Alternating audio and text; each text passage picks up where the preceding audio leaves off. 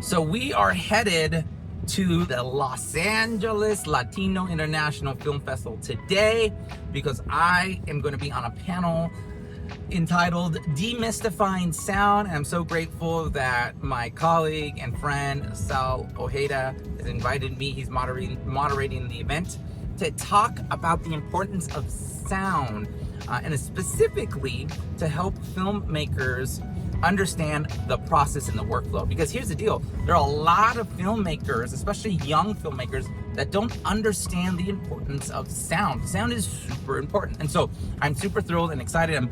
I'm driving through the hills of Hollywood right now, gonna pass the Hollywood Bowl, and I'm reminded of how I started in the industry, driving through these hills and driving through the streets of Hollywood, picking up film, back when I was in a small mom and pop post-production facility called the Post Group, which no longer exists these days.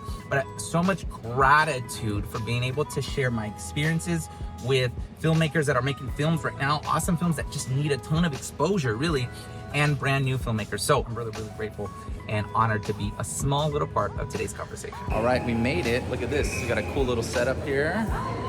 We're gonna go talk this right here. I'm so thrilled to be welcoming you to our next panel of the day that lines up really nicely back to back with our following panel, Latinx editors cutting through the industry. But first, we have Demystifying Sound, helping filmmakers unlock the power of sound. And this was put together by Sal Ojeda, 3-time Emmy-nominated re-recording mixer and supervising sound editor. If I could bring him to the stage now, along with our awesome group of panelists that he completely curated and brought here today to help us on this journey.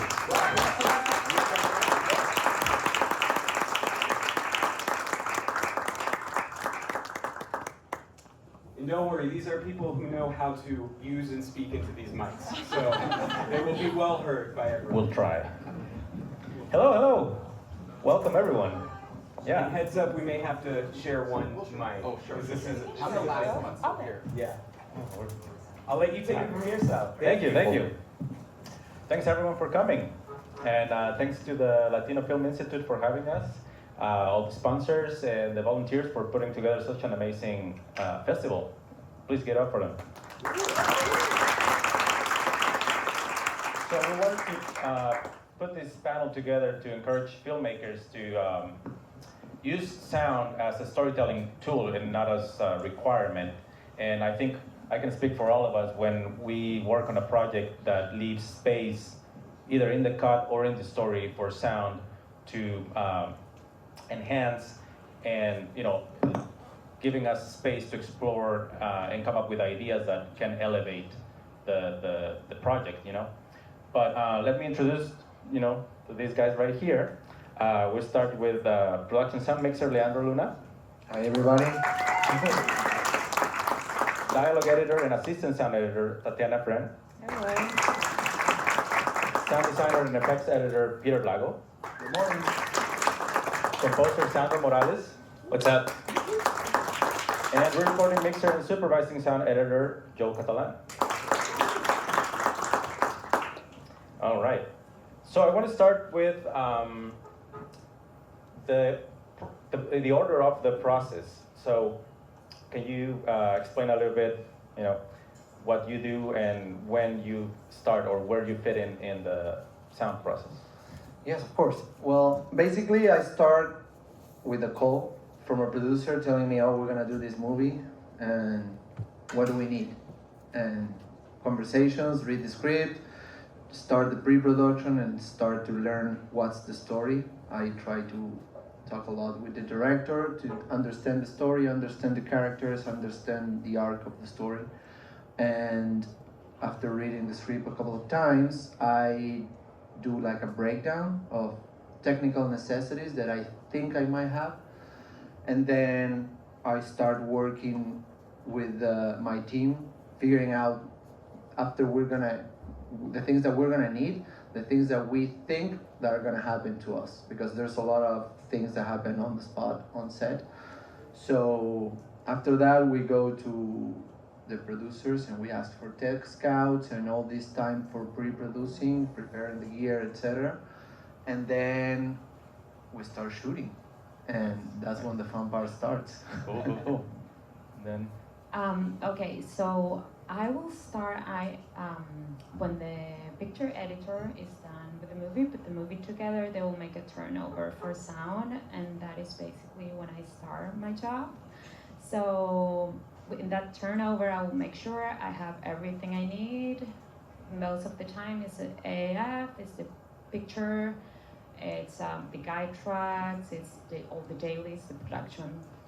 It for me is so important. So yeah, and basically what I will do is take all the production sound and make it well presented for the mixers. So I will organize all my session, make sure I have everything I need, and yeah, pick the mics, take them to a good level. If the cameras, I'll go deep into the scenes, and if the cameras jump and it has different angles and different room tones, I will try to smooth that out as much as I can.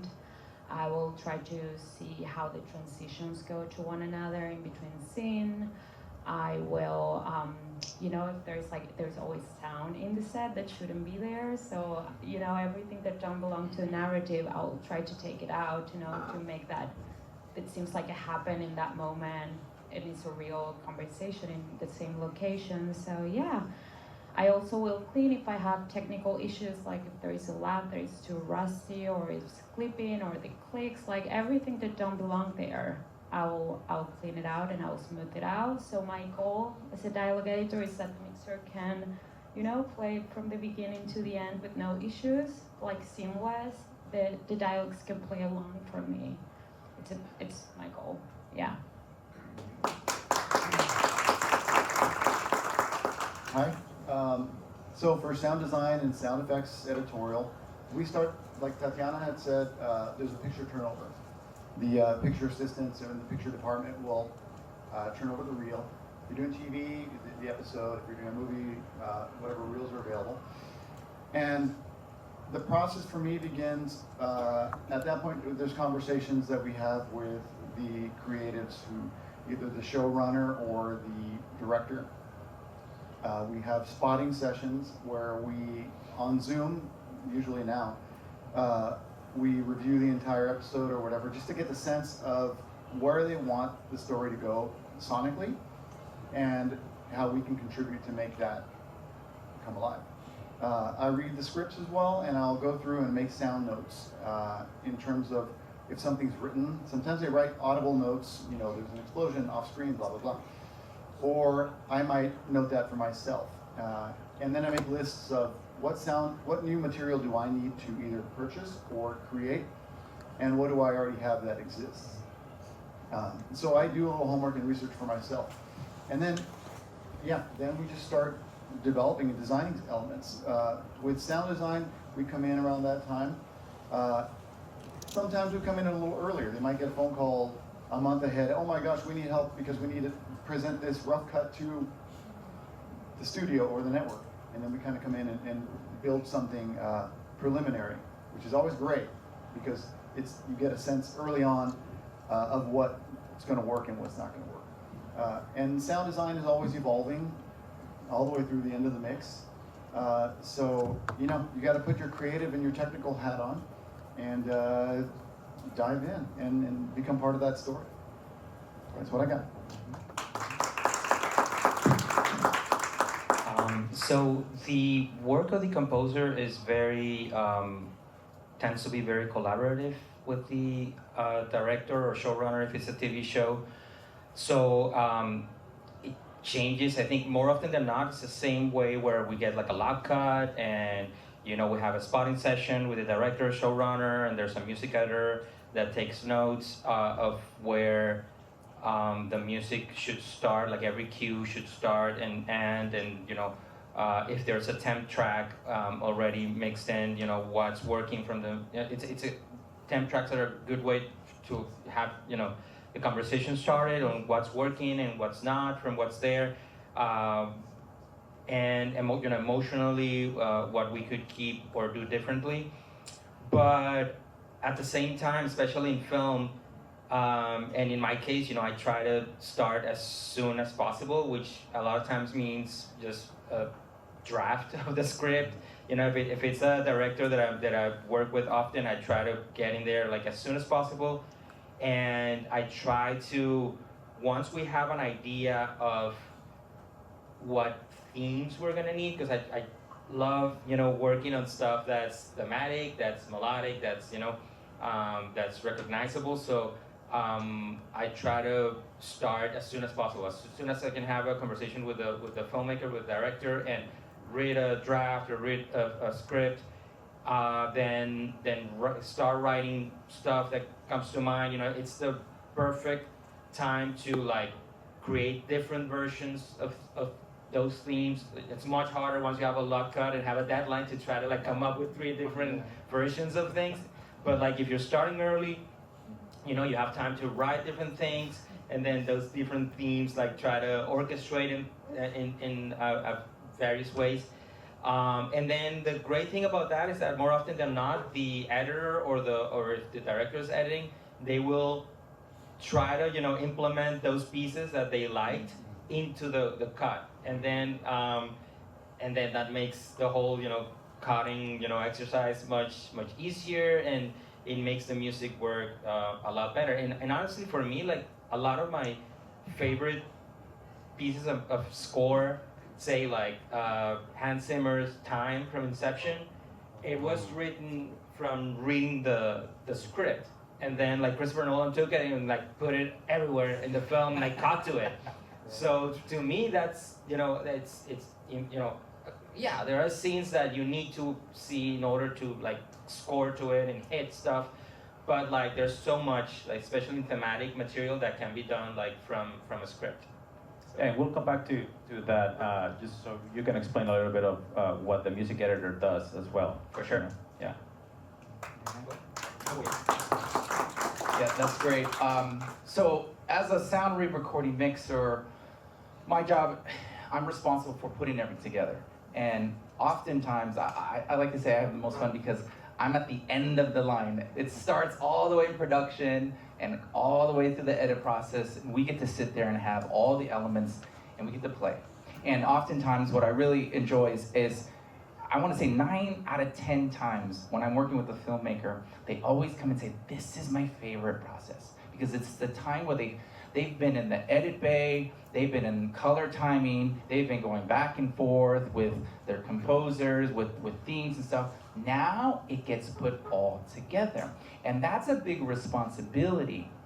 It's really great though, because as we go down the line, every discipline is very creative. And the process, I like to call it the art of creative collaboration, because any filmmaker knows that it takes a village. It takes many steps to get ultimately their vision on screen. And sound is 50% of the experience. I mean, imagine watching Jaws or Star Wars without the sound, without John Williams' score, right? Without Ben Burr. It's like, what's going on, right?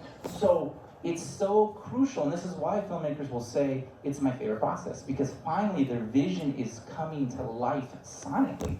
And so I am then tasked with the responsibility to take the production dialogue that is cut by the dialogue editor, to take the backgrounds, the sound effects, the foley. We can't forget the foley artist, right? To take the foley, and then finally the score. Oh, I'm out. Dead battery. It's okay. And the score, right? And not to mention, if you have to bring the actors back in to do ADR because maybe they have to change the line. Now I'm dealing with all these elements. And oftentimes, especially in television and film, we're working together, right, with a 2-person mix team. One person handling the dialogue, another person handling the effects. Often, I've done films also where I do everything, right? But what's fun about the process is you get to try things. I personally hate production design. That's the scariest job in the world, because you gotta get it right the first time. You can't say, I'm sorry, director, I didn't get the take. Right? You're fired. Get here. For me as a re-recording mixer, I get to hit stop. If I screw something up when I'm doing a mix pass, I get to rewind. Oh, didn't like that. Undo, right? So it's a process where we get to sit and be creative with our filmmakers and try different things. You listen to any kind of interviews of the big films and big directors, they always sit there and they have a vision and they try things. Because as a creative artist, I bring, yes, technicality to it. I have technical skills. We all have to know what we do. But then when you get to that point where you're actually creative, you get to try things. You get to do things. You get to present a vision, your vision. Because after you get so many reps and you're doing things for so many times, you pick up skill sets. You get faster at things. You're like, let's try this because I did this one time on this other thing. And so it's a really fun, creative process. But again, it takes all of us to do that. And so it's a lot of fun. Yeah. And also, as a supervising sound editor, you also get to oversee everything that's happening, since we get the files from production. Yes, right? and correct. Yeah, to speak to that really quickly. Yeah, as a supervising sound editor, you are part of that process in the beginning, right? You're there talking to the filmmakers, to the showrunners. What needs to happen? Oh, we're gonna try this. We'll sit there on Zoom. It used to be in person, yes, but nowadays it's so quick. That's a good thing to come out of the pandemic, I guess. Time saver, right? You can connect anywhere virtually. But you'll talk to the things. Hey, we need it. We have all this ADR. We got to take care of it right here. We want to really, really seedy sounds, or this. Let's try some really cool sound design for this monster creature thing.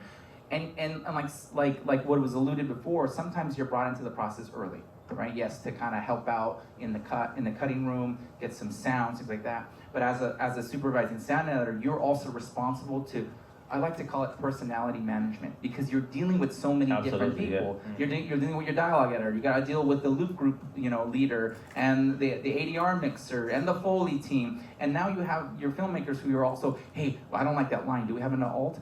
Let me check, or let me get the dialogue editor to make a phone call. So you're juggling a lot. And so anytime I get to do both, one, it's very busy, but I also get to have my hands really in there, and that's a lot of fun too. Right. And before I forget, I've had this question many times. Why is it called re-recording mixer? Okay, that's actually a really good question. So if you think about it, right, you're not making a recording. What you're doing is you're actually re-recording a bunch of different sounds. You think about it. You have the initial recording of your production dialogue, right? And that's the first recording. Well, if you go through the whole entire process, now you're having all these elements that eventually you're going to re-record that to a master tape, or not tape anymore, to a master stem, right? Which is a file that's going to be shipped and locked together and sent to theaters or sent to your TV. So you're actually going there and you're actually re-recording all that. You're not the first one. You're multiple recordings of thousands of elements sometimes. If that makes sense. And this goes back to the old days where everything was on tape. Right. Yeah. Cool. So I want to go back to the production, and we were talking about things that you would love to have in every production, like the pre-production process before you even get on set. So can you talk a little bit about what you would love to have in terms of time, equipment, or even just talking to the producers and director? I would love to have so many things. Or things that can save the production either money or time. I think that one of the most important things is to be able to speak and to have conversations with the sound supervisor as soon as possible, or the sound designer, to get on the same page of what are we gonna need about this scene or about that scene, and go through the script. It doesn't happen that often, but it's very helpful. And more time, obviously, all the time, more pre-production time. I think that saves a lot of money. Scouting? Yeah, tech scouting. If you can go to scouting before the tech scouts, that will save a lot of time. I was doing this show years ago. It was a period piece that happened in 1400s, and we were right under the airport. So it was like, okay, wait a minute, I need, sorry, and you are the hated one on the production because you're wasting money. I mean, I'm not wasting money, but the location is not helping. Exactly. So I think that part is very important, and to be able to speak with the sound supervisors or the sound team is very helpful, because once we know what we need on set, after all the problems and all the troubleshooting that I have to go through day by day, I can have in mind what they need, so I can give them options. So I don't know, one shot, a oneer that is going from here to I don't know where outside here, okay, how are we gonna do that? How is the framing? What is she gonna need to edit later? So all those conversations are very, very important. Yeah, and that takes me to my next question, which is budgeting. We always need more money. Exactly. But, so, and this is interesting because you as a production sound mixer and as a post-production, people here, what's the one thing that you would do right away, or would kind of like put on number one list to address in a tight budget? Well, once you figure out all the tools that you need and the hours and all that part, it's very important for me to have in mind that it's not my sound, it's the sound of the project. So the sound of the project represents the performances of the actors. So she needs to get the performances, because if she doesn't have the performances, she's gonna have to juggle or ask for ADRs, and that takes the budget up to the roof. So right. I have something to say about that. So I will say, if you're a filmmaker and you have a tight budget and you are thinking about your sound, like every aspect of it is very important, but I think that if you have a good production sound, you can get very far in the process.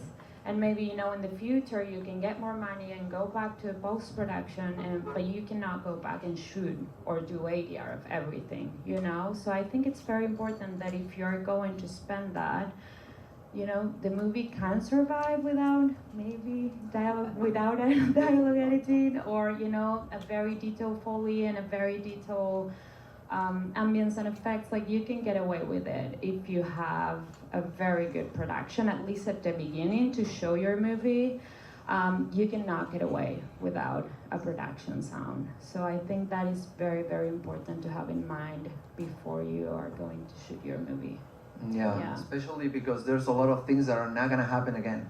They're gonna happen right there, right now, and maybe it's the last shot, maybe it's the first shot, maybe the actor has to run. So if you can have conversations with your sound person, your project will be very thankful with you. Yeah, exactly. And I mean, nowadays with the technology, there's a lot of things that we can fix in post. But can you talk a little bit about what cannot be fixed in post? Yeah, so this is wild because we were talking about how much AI, it's coming and it's growing and it's so quick and it's so much that, like, I was talking with a friend yesterday about this, and he was like, oh, didn't you see that now this plugin is out? And I'm like, what?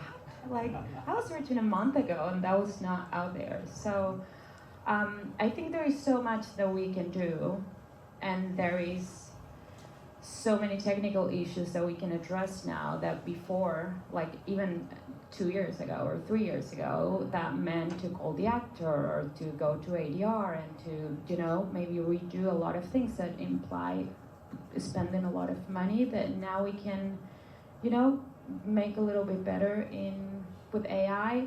But I think the AI has like the limit in the more creative aspect of it and the emotional aspect of it. I don't think it's there yet. I heard plugins that you can put voices into and it will like try to mimic, and it just doesn't work.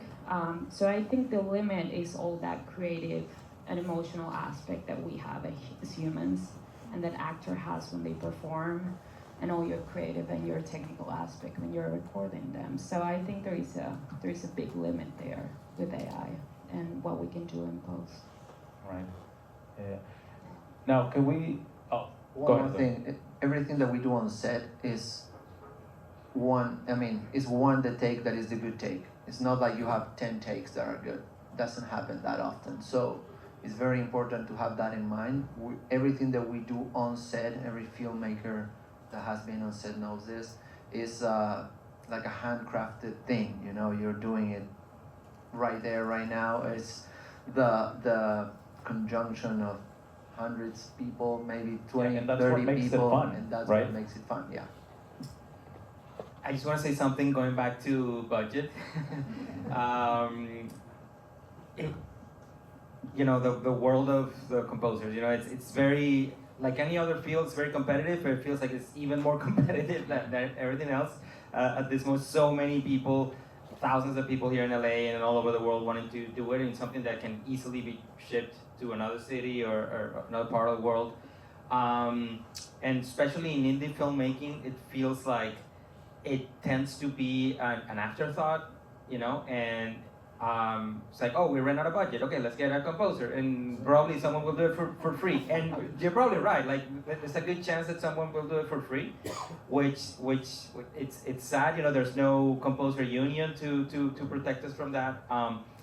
But what I'll say to all of the indie filmmakers out there, you know, like, have a budget for the score. It is something that what's that? And sound. And sound. No, of course, but you know, yeah, I mean, you'd be surprised how many times have you had this conversation where they have like this little thing for sound and then nothing for the score, and it's like, I mean, it's such an important part of it. I mean, again, like, sound is 50% of it. The score can like make or break your film. Absolutely. No matter how good your writing is, no matter how amazing your shots are, bad music will completely destroy a film. Will make your amazing performances look cheesy and, you know, over the top. So make sure you have money for your, you know, in indie filmmaking, for your score, for your composer. A composer, again, a lot of people will do it for free or for very little money, but like, if you have some money, you know, and your composer can really take the time to not work on anything else and work on your project and make sure that they do the best they can, and then bring in real musicians. A lot of people don't understand that it's a game changer. Yes. It's a game changer. It's one thing, like, I'm great with synthesizers and I can play different instruments and all that, but once you bring, it can be 2 flute players, it can be a percussion player. If you have a little more budget and you can record strings in Eastern Europe, which is cheap, you just do it, you know, go for it. It just, the value that it brings to your film is unbelievable. So, like, you know, make sure you have budget for your score. Yeah, I was telling the guys, I went to this event, this FYC event, and they were, you know, putting on the screen facts about the production, and it said, every single wallpaper in this production was handmade. It was like, wow. Maybe they would have saved a little bit of money, you know, like, and give your editors one more day, and that would have made a big difference, you know. So, you know. Yes. So yeah, as far as music goes, you know, there's a difference when you hear it on the stage. When I'm pushing faders and I have real musicians, it's powerful. You can feel it. You can feel it, yes. Because you're getting that recording from all the sound pressure levels that are being emitted from all the instruments, right? All those sessions. I mean, it was a number of years ago. I worked on this show called The Orville, and what was really cool was that our executive producer Seth MacFarlane he's a huge advocate for musicians. So we got to go on the stage and hear the 80, 90-piece orchestra. It's powerful. And I'm like, oh, we're gonna mix that, you know, next week or whatever. So if you can't, you know, obviously budgets are up and down. That was a huge budget, right? They're just throwing money at that. But it's like, if you can do that, you feel it, because we feel it on the stage. And, you know, yes, your budgets, they vary. And, you know, we'll mix whatever we have, but I was a musician. That's how I started too, a woodwind player. So I'm always gonna be music and go local too. That'd be great. Yeah. And now that we're talking about music, can you guys talk a little bit about the relationship between sound design and music, which nowadays they go hand by hand. You know, sometimes you don't know which one is which. That's a great point. Sound design and music, they're cousins, but they have to play well together in the playground that is the mix. Oftentimes, I mean, I've worked on so many projects where the composer is, God love him, doing big battle sequences, for example, and it's like, okay, that's my round. There's machine guns going, and then that's where the percussion kicks in at the same exact time, and then it's just that battle of who wins out. And we can take this outside if you. No, Yeah. Come on, man. I have a ring set up. Messing with my guild here. Right.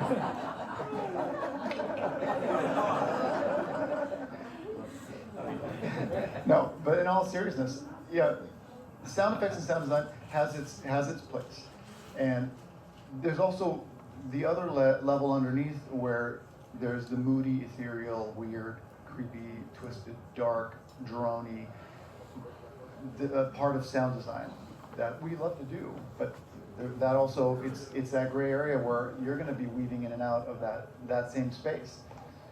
You know, that's where every bottle clink or every bottle down or every punch, that's my realm. I mean, you can hit it too with you know, pizzicato or whatever. But you know, I think there should be that unspoken relationship where he knows where to play and I know where to play, and in a fantastic environment where you have a good conductor, and not a conductor like you, but a conductor running the show, like the post-production supervisor or the showrunner or the director. They'll know how to orchestrate all that stuff, and then with the you know, the professional hands of someone like Joel, weaving it all together to make it all play nice and neat. We also have, you know, some great formats too, where we have 5.1, 7.1, 9.1, Dolby Atmos, et cetera, where all those different things can play well and really immerse an audience in the whole experience. So there's room for like my weird twisted sound design, plus all the heavy tornadoes, or you know, I worked on a show, just recently wrapped on Sandman season 2, and the Sandman moves in a sand cyclone, so he'll spin in and out, and it goes into all the speakers, and the score is swelling and building and beautiful. But our mixers were so nice that they just made it all fit, and they knew how to make it fit, and the composer knew where to like pull back on the percussion and allow the strings to swell. It was just beautiful. I mean, we were all emotional on the stage by the final mix, because we did so many playbacks and stuff, and it all just came out pretty. I mean, it airs in July. Please tune in. Yeah. But it's such one of those things where when it's done right, and when given the amount of time to edit, to shoot, to edit, Yes. to mix, I mean, and to score it, it's that one of those things where it takes you to it's an experience that you can't put words to. Right. You put all these words to it going into it, but when it's done, it's like there's nothing to say, because it just speaks to you in a subconscious and beautiful level. Yeah. I have nothing to add. Yes. I mean, that's it. The only thing I wanna like that you hit in the nail, you know, in the head, the nail head, is about having a leader, like someone who can be the director, can be the producer, showrunner, like whoever's in charge of the creative decisions, just like really being there and really like guiding the like what's gonna happen in the scene, you know, what's gonna happen in sound design. So many times I've been told, you're gonna be put in touch with the sound designer, and we're gonna sit down and we're gonna talk and we're gonna figure it out, and then that never happens. Because the deadline is coming. Yes. Because I go this and that, I'm so busy, next week, and then I have to write the cue, and you have to do your job. Yeah, exactly. So it never happens. So it's up to like, it's one of those things that need to be made a priority, and then be like, okay, this scene, what's gonna happen, you know?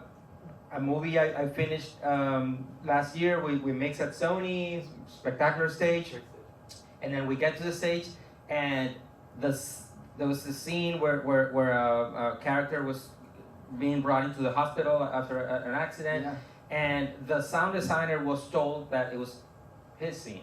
So he went all out, created something amazing, that he's gaining consciousness, and this sound design amazing. And then I was told it was my scene, so I scored it, you know, strings were recorded, like 60-piece orchestra, blah, blah, blah. Oh, yeah. And then we get to the stage, and it's like, oh my God. And they had like put both things there, like competing with each other. And I was like, you know, you have to mute stuff now. I have to say, like, mute the score or mute the sound design. Yeah. You can't go with both. Yeah. Like, I did the same thing happened with me. We did an episode of a show where a bomb goes off, and it goes into, and everybody, ever since the movie came out, they all reference, oh, we want it to be like Saving Private Ryan. Of course. The bomb goes off, and you're muted in the perspective. Okay, great. So we build all this stuff, and then all this moody, weird stuff. They didn't give that note to the composer. The composer was like, dun, dun, dun, dun, dun. And it's like, that's not Private Ryan. Everything sucks out, you know. It becomes, so that's where that, you know, the weaving and the, you know, the manipulating and the moving and the mix really helps to flush that out. But no one gave the note to the composer. They just wasted all this money and time. You know, they could have been doing other things. Yeah, that happens. I think it's now time for questions. Yeah. If anybody has questions in the audience, we can open it up.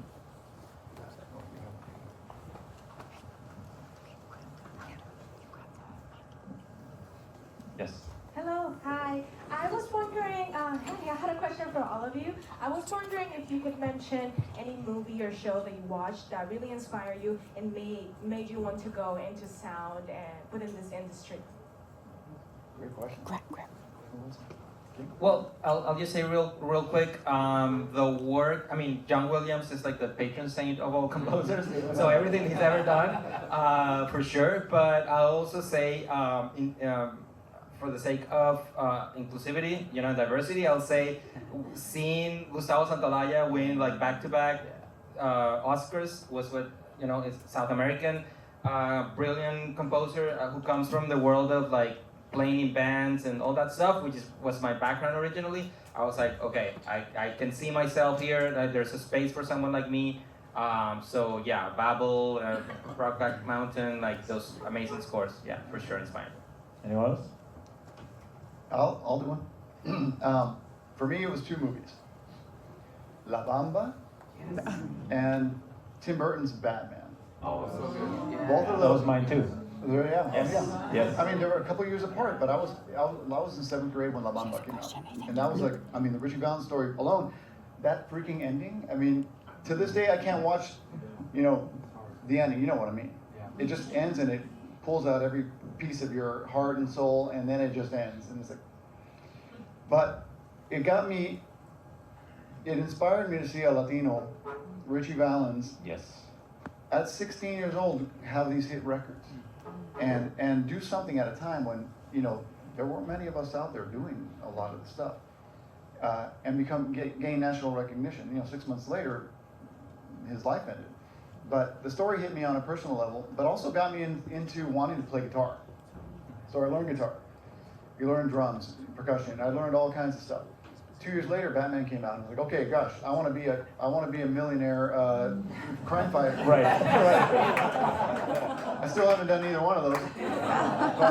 But I figured this is something. It tuned me into something else. It tuned me into storytelling, gothic noir, comic books, you know, lighting and costuming. It got me into just thinking about all that stuff. So those two movies, a couple of years apart, really just set me on that trajectory. And yeah, I mean, and here I am. Okay. We have Yeah, one more question.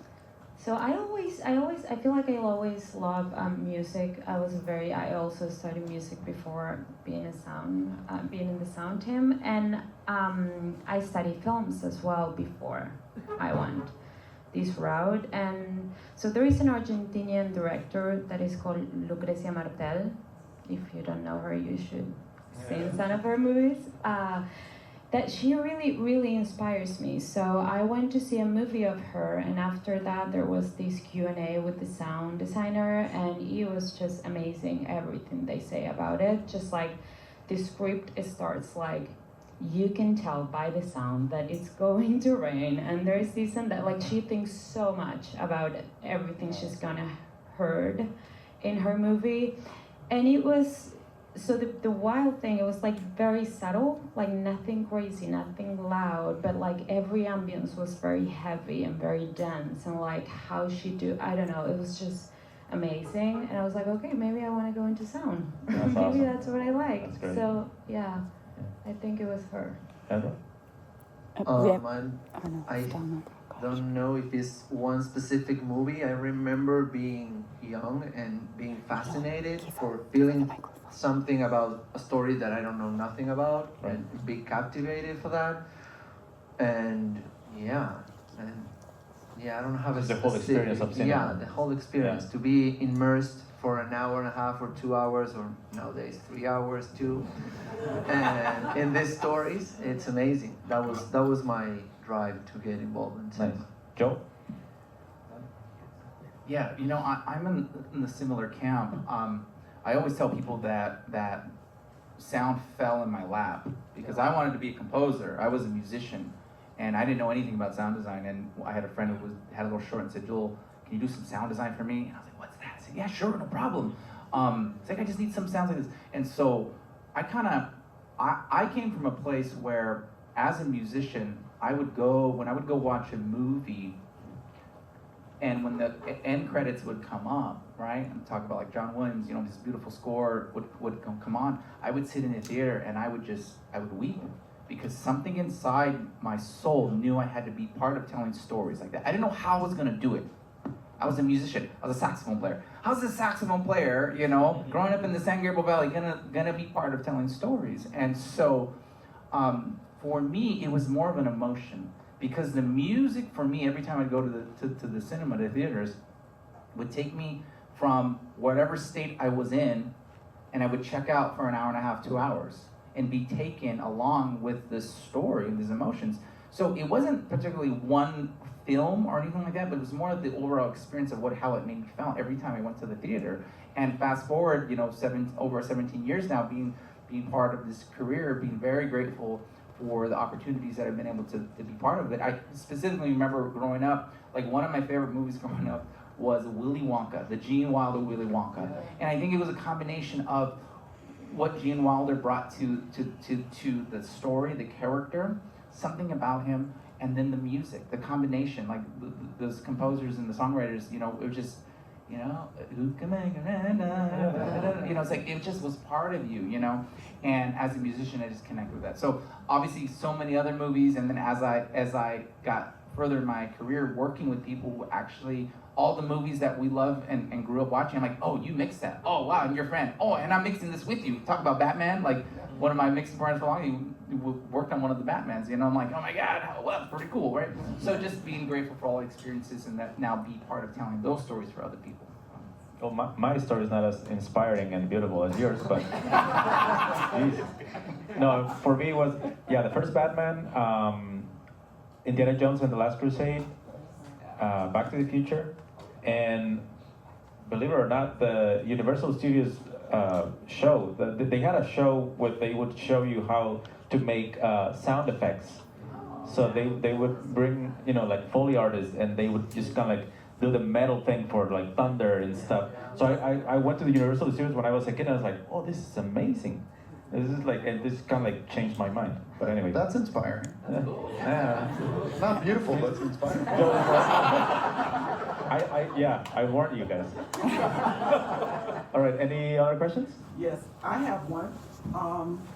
And can you hear me okay? Yes, ma'am. Okay, so I'm coming at this just from a little bit of a different perspective. I'm thinking of AI and technology. So, this full disclosure, my son is a music composer for commercials and whatever, and I do a little film, and I get him. And now that I heard that sometimes you get people to do things for free, I'm gonna stop paying him. That was not my intention. It's the opposite of that.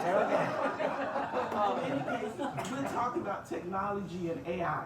So just to say, for example, we know the human element is the purest form of us connecting. Right. And we like that. But we love Zoom, and it's digitized. Now, for music, we've already done it with animation to a certain extent and other things, but AI is coming for music as well. And it's kind of easy to interpret it in that it's kind of digital and it lends itself to a formula type format. How do you see it, not as a competition, but how you feel you're going to use it to enhance what you do or improve your workflow? What do you see the future being as far as music, composing, or sound, and how AI is going to help you or support you? Okay. Love that question, thank you. Yes, let's now talk about the, ugly part of it that it might replace it at some point. Right, the existential threat. What's that? The existential threat. Yeah, the existential threat. Let's avoid that for now. So going to the positive part of it, I think for sure it's going to be time saver, for sure. I mean, if you're stuck, if you have writer's block, it will be very useful. It already is kind of useful to go to ChatGPT or whatever, or one of the music AIs and say like suggest ideas. Have this. What do you think? What should I do differently? And I think you know, for instance, sound libraries, which is something that all of us use. Even if we're gonna record with an orchestra, you know, I have to mock that up with like the orchestral library, you know, sounds and all that in my computer. So I feel like all of that in the next couple of years is, you know, the sound libraries are gonna be obsolete, and it's just gonna be an AI thing where I'm gonna be like, hey, this is what I want. Maybe I write it in notes, maybe I sing to it, and it's gonna have a performance of it that it's already gonna be very, very good. We're still gonna, I feel that for a few years, there's gonna be the human element missing, where still it's gonna be like, in the next few years, it's gonna be probably like an improvement over what we have in terms of the libraries, not only in the time that it takes to make it sound good, but that it's gonna sound better, it's gonna sound more real. But again, like nothing as of now is gonna replace the real thing. You know, being able to be in the room with the musicians. I mean, there's so much, you know, it's like the nuances of the sound of the room, the acoustics, each different instrument that's being played, the history of each instrument, each player is different, their techniques, their bow. So talking about like string players, but like, you know, every single stroke is different. Even if they're playing the same piece over and over again, they're gonna play it differently. So there's that rawness, that human element that I think is gonna take some time to replicate. I hope they're never able to replicate it for the sake of our musicians and our composers.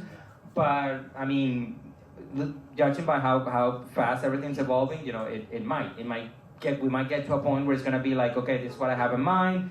You know, give me a version of this, and then the AI is gonna, you know, send it back to me. And I think that even going to the you know, bad side of things, I think there's a level of composer that's always gonna have a job. You know, you're always you know, if you're going for a film or a TV show or something that you want to be like really good and have creative freedom and really have, you know, you need to collaborate. I mean, it's not, if you're a filmmaker who thinks that you know everything, then great, you know, you talk to the AI, right. You tell the AI what to do, and that's it. Right. But there's a thing about collaborating with other humans where I'm gonna tell you, like, your idea, I mean, it sounds great in principle, but maybe how about we do this differently? And I'm gonna bring things that in every project, you know, we work on, we bring things that the filmmaker hasn't thought of, right? To enhance their vision, to enhance their ideas. So I think, I don't know. I mean, AI is gonna keep being like derivative. Sorry, my English is terrible today. I think that the human collaboration is gonna continue to be a priority for for most creators. Yeah. And I think, go ahead. I was just real quick.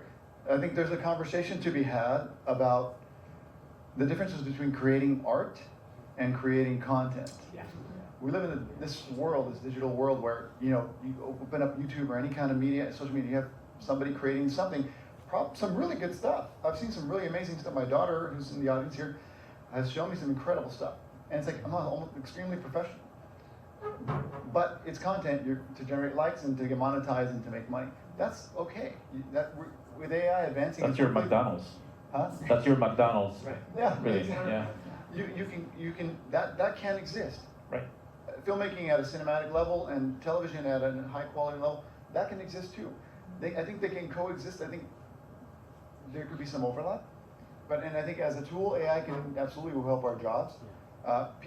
It might put some people out of work. I mean, this is a whole conversation. We don't have enough time today for that, but it's one of those things that's ongoing for the rest of our lives, I think, or yes. At least until we're out of work. And one thing that I hear from everyone in the filmmaking process, everyone loves the collaborating aspect of it. Yeah. So if that goes away, then what are we doing? You know? Yeah. No, and I think also to add, as a parent, I think we need to prepare our children for the future, which is not what we went through. It's going to be a completely different thing. You know, they need to be prepared for that, like to embrace AI and to make it a part of their, workflow so that they can be competitive in the future. I think that's time. Yeah. Cut you off. Play the music. Thank you so much to our panelists. Thank you, Sal, for bringing us all together here today for this one. Thank you, Sal. All right, so we just finished up the panel. My colleagues here, we're all we just did a little photo shoot right now. It's a lot of fun. Really great stuff. You know, everybody had so many good things to say up there, which is really exciting and so good. So yeah, killed it.